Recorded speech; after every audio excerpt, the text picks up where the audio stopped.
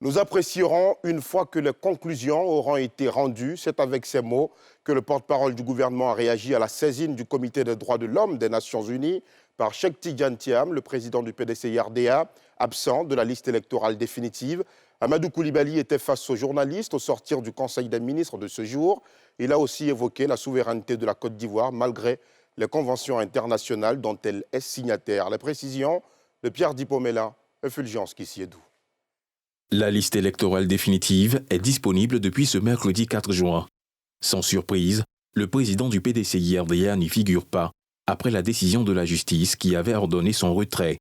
À l'issue du Conseil des ministres de mercredi au palais de la présidence, présidé par le chef de l'État Alassane Ouattara, le porte-parole du gouvernement a réagi à la saisine du Comité des droits de l'homme de l'ONU en guise de recours par le président du vieux parti, Cheikh Tidiane Thiam. Pour lui, la Côte d'Ivoire est un État souverain qui saura apprécier les conclusions du Comité des droits de l'homme de l'ONU. Il est normal qu'un citoyen puisse saisir toutes les juridictions qu'il pense pouvoir saisir. Nous apprécierons une fois que les conclusions auront été rendues.